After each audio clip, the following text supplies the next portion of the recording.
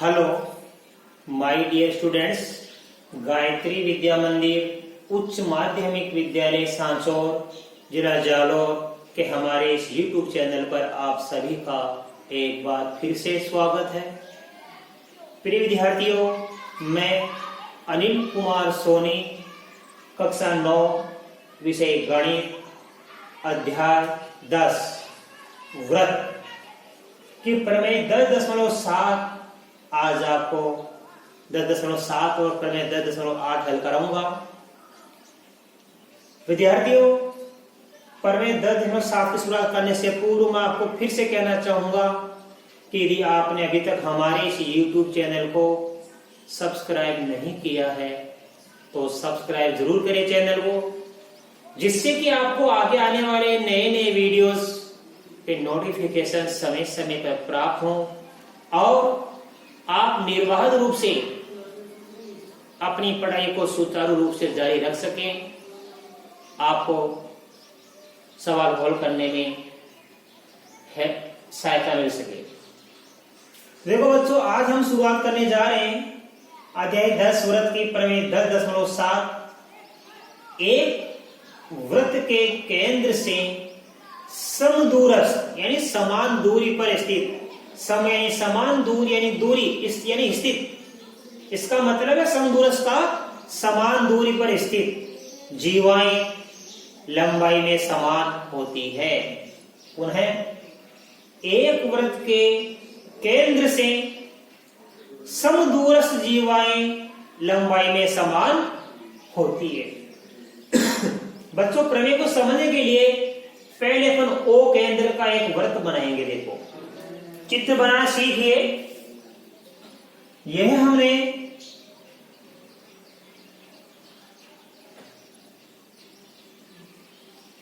ओ केंद्र का एक वृत्त बनाया,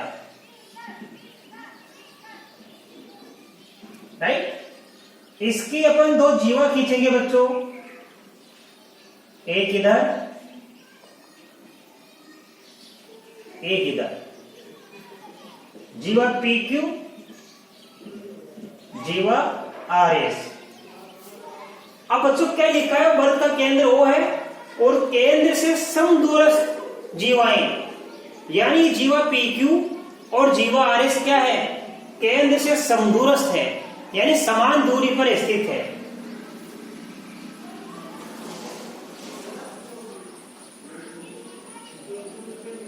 ये मालूम लिख दिया L, ये लिख दिया हमने N, राइट। तो इस केंद्र से ये दूरी और केंद्र से ये दूरी दोनों क्या है, समान है। यानी जीवा PQ तथा जीवा RS केंद्र O से समान दूरी पर स्थित है। तो जीवा PQ की दूरी क्या हो गई, केंद्र से OA, और जीवा RS की दूरी केंद्र से क्या हो गई, OM। ये दूरी क्या है, समान है। ये दूरी क्या बच्चों, समान है।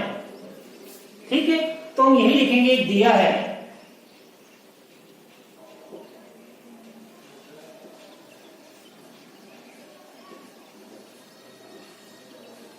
देखो क्या दिया है, ओ केंद्र के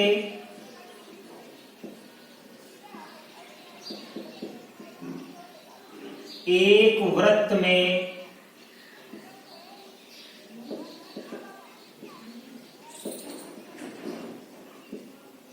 केंद्र से समान दूरी पर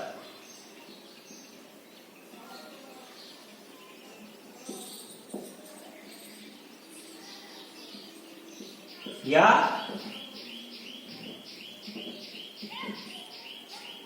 समदूरस्थ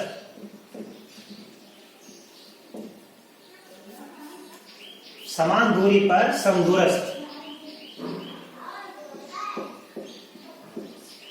दो जीवाएं PQ तथा RS है, राइट। अब ध्यान देना आप, ये हमारे पास ये दूरी OL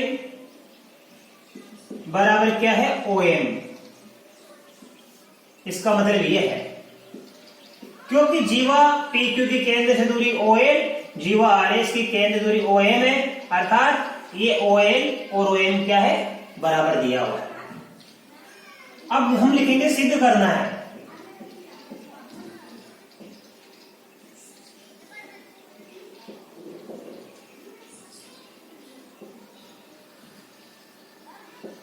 सिद्ध क्या करना है, केंद्र से समदूरस्थ जीवाएं लंबाई में समान होती है और जीवाएं कौन सी PQ तथा RS, तो हमें यही सिद्ध करना है। जीवा PQ बराबर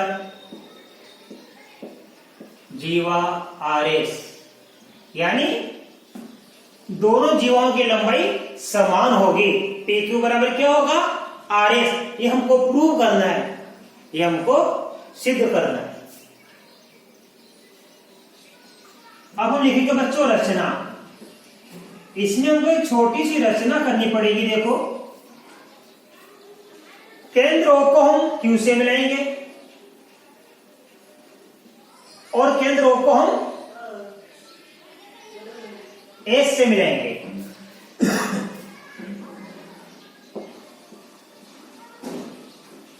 केंद्र O को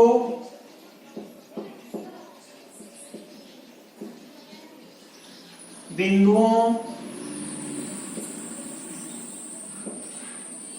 Q तथा S से मिलाया। ये रचना आपको करनी पड़ेगी। तो राइट, इन दोनों बिंदुओं Q तथा S को हमने केंद्र से मिला दिया। ठीक है, अब ध्यान देना है बच्चों, इसके लिए अपन करेंगे उपपत्ति।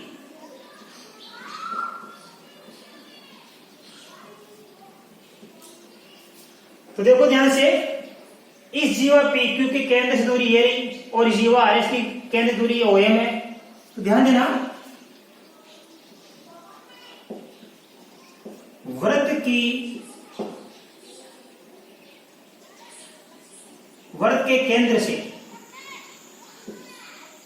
के केंद्र से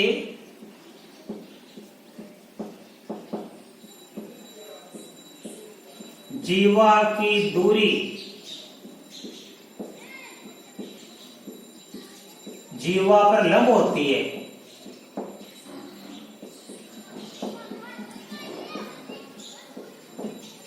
तो वृत्त के केंद्र से जीवा की दूरी OL इस PQ पर लंब हो जाएगी और वृत्त के केंद्र से इस जीवा की RS की दूरी ये OM इस RS पर लंब हो जाएगी। इसे क्या प्राप्त हो जाएगा, OL लंब PQ तथा OM लंब RS होगा। इसलिए क्या हो जाएगा, यह कोण L समकोण हो जाएगा और यह कोण M, कोण L बराबर कोण M होगा। क्यों होगा, दोनों ही क्या होंगे 90 डिग्री होंगे। राइट, अब आप ध्यान देना बच्चों, अच्छे से समझना, जब ये OL PQ पर लंब हो गया और OM RS पर लंब हो गया और हमने प्रमेय 10.3 सिखाई थी, प्रमेय 10.3 से वृत्त के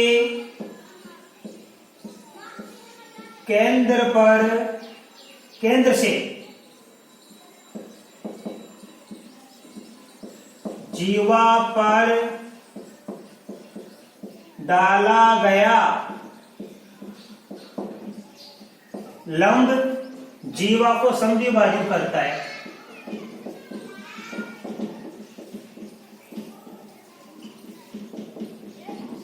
समद्विभाजित करता है। तो ये OL और PQ को डाला हमने, तो ये LQ इस PQ का आधा हो जाएगा और यह OM इस RS पर लंब डाला तो ये MS इस RS का आधा हो जाएगा। इसलिए एल क्यू बराबर होगा 1/2 पी क्यू। ठीक है, ध्यान देना आप। और ये हमारी समीकरण होगी 1 तथा ये एम एस बराबर होगा 1/2 आर एस। ये हमारा समीकरण नंबर हो गया 2। अब आप देखो बच्चों, हमारे पास दो त्रिभुज हो गया, ओ एल क्यू और ओ एम एस। त्रिभुज ओ एल क्यू तथा त्रिभुज O M S, O M S में अब आप ध्यान दो क्या क्या बराबर है। इस त्रिभुज का ये कोण समकोण, इस त्रिभुज का ये कोण समकोण, तो लिखेंगे कोण एम बराबर कोण एम। क्यों है? क्योंकि दोनों ही क्या है, समकोण है। और इस त्रिभुज का ये ओ क्यू, इस त्रिभुज का ओ एस बराबर है, ओ क्यू बराबर ओ एस। क्यों है? एक ही वृत्त की त्रिज्याएं हैं। ओ क्यू बराबर ओ एस क्यों हो गया? क्योंकि एक ही वृत्त की त्रिज्या है, राइट। और ओ एल बराबर ओ एम दे रखा है, ओ एल बराबर ओ एम हमारे सवाल में दिया है बच्चों, राइट। ओ एल बराबर ओ एम हमारे सवाल में दिया है। इसलिए अब देखो यहां पे क्या है, ये एल बराबर एम, ये हो गया समकोण अर्थात आर रेक्टेंगल। अब आप ध्यान दें यहां पे, और ये ओ क्यू बराबर ओ एस, ये हो गया कर्ण एच, और ये ओ एल बराबर हो गया ओ एम, ये होगी भुजा। तो आर एच एस सर्वांग समता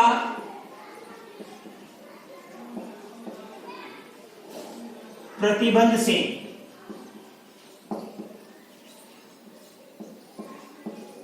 आर एच एस प्रतिबंध क्या होता है? समकोण त्रिभुज में समकोण कर्ण और भुजा बराबर हो एक दूसरे के, दोनों त्रिभुज में आर एच एस सर्वांग समता प्रतिबंध से ये त्रिभुज और ये त्रिभुज सर्वांगसम होगा। त्रिभुज ओ एल क्यू सर्वांगसम त्रिभुज होगा ओ एम एस। इसलिए ध्यान देना, इसके संगतक एल क्यू और इसका संगत एम एस बराबर होगा। इसलिए एल क्यू बराबर क्या होगा? M S. ये समीकरण नंबर 3 हो गया। क्यों हो गया? बाई सीपीसीटी सर्वांगसम त्रिभुजों के संगत भाग बराबर होते हैं। अब देखो बच्चों, नंबर 1 में हमने प्राप्त किया एल क्यू, ये रहा। नंबर 2 में हमने क्या प्राप्त किया? एम एस, ये रहा। तो ये एल क्यू और एम एस क्या हो गया? बराबर। कैसे हो गया? समीकरण 1, 2 व 3 से। आए समझ में? ध्यान देना, मैं बाकी यहां बता रहा हूं। समीकरण 1, 2 व 3 से देखो बच्चों, एल क्यू और एम एस यहां बराबर आ गया। ये एल क्यू किसके बराबर? एम एस के। तो 1/2 पी क्यू किसके बराबर होगा? 1/2 आर एस के। इसलिए 1/2 पी क्यू बराबर क्या होगा? 1/2 आर एस के बराबर होगा। क्योंकि एल क्यू किसके बराबर? 1/2 पी क्यू के, और एम एस किसके बराबर? 1/2 आर एस के। जब ये दोनों बराबर हो गए यहाँ पे, तो ये दोनों भी क्या होंगे? बराबर। अब ये आधा से आधा काट दिया अपने, इसलिए पी क्यू बराबर क्या प्राप्त हो गया? R S. ये पी क्यू बराबर हमको क्या प्राप्त हो गया? R S. अर्थात दोनों जीवों की लंबाई क्या हो गई? बराबर। और यही हमको सिद्ध करना था।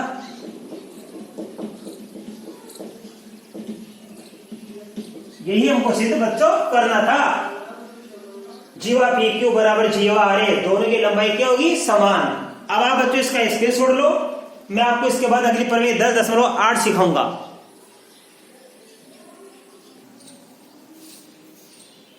अब देखिए बच्चों, प्रमेय 10.8 ये वेरी इंपॉर्टेंट प्रमेय है, जरा ये ध्यान देना, ये इंपॉर्टेंट है।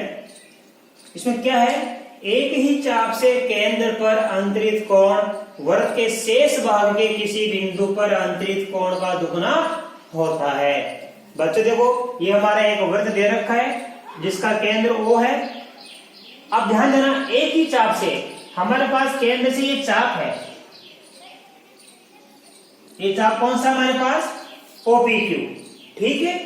तो यहाँ पे देखो ये PQ चाप है, इस PQ चाप से हम प्रकार यहां रखेंगे तो प्रकार यानी कि चाप ऐसे काटेंगे, ऐसे ऐसे। तो ये केंद्र पे तो कोण कौन सा बन गया? ये केंद्र कोण POQ बन गया।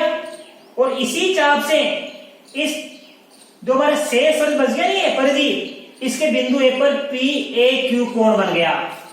तो लिखेंगे देखो, एक ही चाप से केंद्र पर अंतरित कोण ये रहा POQ, वृत्त के शेष भाग के किसी बिंदु पर, यानी शेष भाग हमारा ये रहा, एक चाप ये रहा, शेष चाप ये रहा। तो यहां से इस चाप से केंद्र का कोण बन गया POQ और शेष भाग हमारा ये बच गया, इसके बिंदु A लिए हमने यहाँ पे, A पर PAQ कोण बन गया। तो एक ही चाप से केंद्र पर अंतरित कोण वृत्त के शेष भाग के किसी बिंदु पर अंतरित कोण का दुगुना होता है। तो क्या दिया? PQ वृत्त का एक चाप है, ये PQ वृत्त का चाप है जो केंद्र पर कोण POQ तथा परिधि के बिंदु A पर PAQ कोण अंतरित करता है। ये चाप देखो, केंद्र में POQ और परिधि के बिंदु पर A पर PAQ कोण अंतरित करता है। सिर्फ क्या करना है कि केंद्र पे बना कोण परिधि पर बने कोण का दुगुना होगा।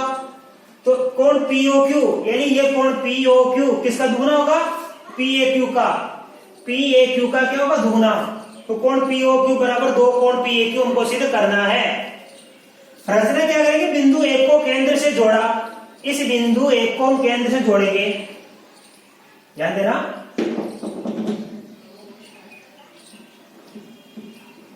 और आगे तक बढ़ा देंगे हम B तक, ठीक है, इसको आगे तक बढ़ा देंगे। तो रचना में क्या की? बिंदु A को केंद्र से जोड़ा तथा A को B तक बढ़ाया, यहां जोड़ दिया। अब यहाँ पे कुछ कोण बन गए, देखो यहां कोण लिखेंगे नंबर 1 और यहां पे हम कोण लिखेंगे, ध्यान देना 2, यहां कोण नंबर डाल देंगे 3 और यहां कोण नंबर 4, यहां 5 और यहां 6, राइट। तो देखो यहां से बच्चों, जैसे अपने A को आगे B तक बढ़ाया, अब हम उत्पत्ति लिखेंगे। तो ध्यान देना, ये हमारा त्रिभुज है APO, ध्यान देना APO त्रिभुज है हमारे पास। त्रिभुज APO में ये हमारा त्रिभुज APO है। जैसे इस भुजा को हमने AO को आगे बढ़ाया तो ये बहिष्कोण बन गया 5 नंबर का। त्रिभुज APO में बहिष्कोण 5 किसके बराबर होगा? हम जानते हैं बहिष्कोण का मान किसके बराबर होता है?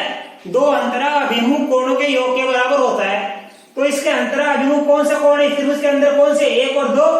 तो कोण 5 बराबर होगा कोण 1 प्लस कोण 2, ये समीकरण 1 हुआ। अब त्रिभुज हमारे पास दूसरा कौन सा है? AOQ।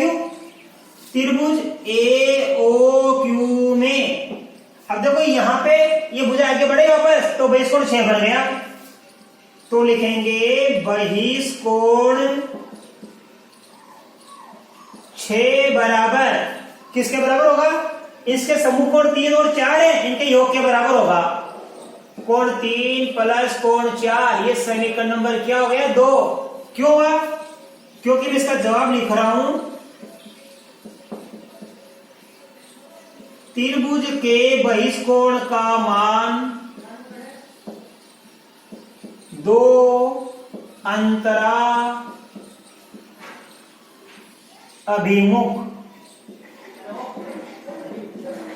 कोणों के योग के बराबर होता है। ये नियम याद रखना बच्चों, राइट। अब आप ध्यान दो, ये त्रिभुज हमारा क्या है, एपीओ, तो पीओ बराबर क्या ओए, त्रिभुज एपीओ में ओपी बराबर क्या है ओए, क्या है, वृत्त की त्रिज्या। ठीक है, इसलिए जब त्रिभुज की ये दो भुजा बराबर हो गई तो इनके सम्मुख कोण भी क्या होंगे, बराबर। तो त्रिभुज एपी में दो भुजा बराबर हो गई, इसलिए इनके सम्मुख कोण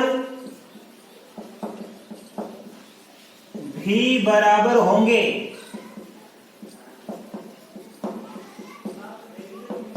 राइट, तो ओपी देखो, इस ओपी का सम्मुख कोण 1 और ओए का सम्मुख कोण हो गया 2, इसलिए कोण 1 बराबर कोण 2 होगा। ये समीकरण नंबर हो गई 3। इसी प्रकार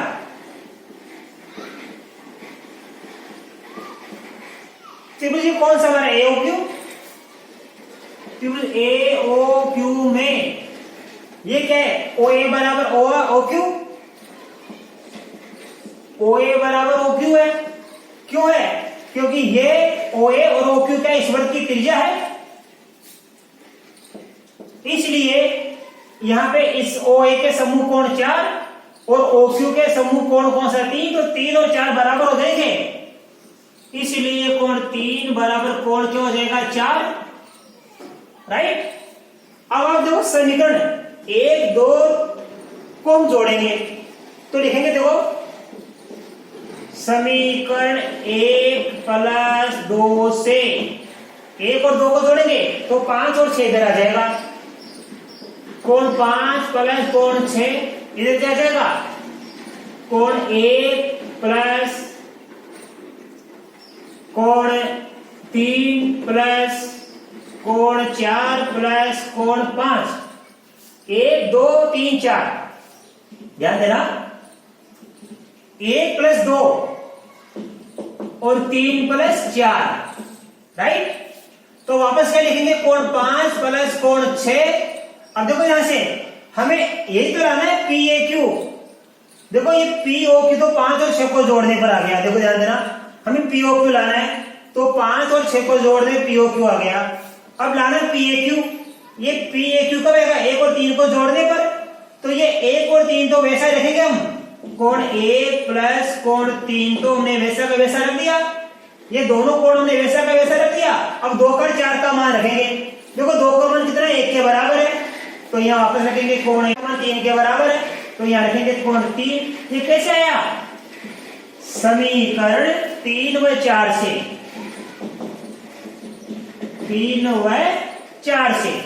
तो देखो बच्चों, कोण 5 प्लस कोण 6 बराबर 1 भी 2 बार आ गया और 3 भी 2 बार आ गया, तो 2 कोण 1 प्लस कोण 3 हो गया, 1 कोण भी 2 बार आ गया। देखो ये 1 और 3 तो वैसे का वैसे लिख दिया, ये 1 और 3 यहाँ, 1 और 3 यहाँ 2 बार आ गया, तो 1 प्लस 3 2 बार आ गया। अब मैं लिखूंगा 5 और 6 का जोड़, 5 और 6 को जोड़ेंगे, इस कोण को इस कोण में जोड़ेंगे तो पूरा क्या बन जाएगा, पीओक्यू, इसलिए कोण पीओक्यू बन गया। 1 और 3 को जोड़ेंगे, इस 1 और 3 को जोड़ेंगे तो ये बन जाएगा पी ए क्यू, कोण पी ए क्यू बन गया। तो पीओक्यू बराबर क्या प्राप्त हो गया, 2 कोण पी ए क्यू, और यही तो हमको सिद्ध करना था, पीओक्यू बराबर 2 कोण पी ए क्यू, ये हमको सिद्ध करना था बच्चों। तो ये सवाल हमारा क्या हो गया, सिद्ध हो गया, इति सिद्धम। ठीक है, ये प्रमेय हमने अच्छी तरह सिद्ध कर दी बच्चों। अब मैं आशा कर सकता हूं कि ये दोनों प्रमेय 10.7 10.8 आपको बड़े अच्छी तरह समझ में आई होगी। अब बाकी आगे की प्रमेय में आपको कल के वीडियो में सिखाऊंगा बच्चों। धन्यवाद।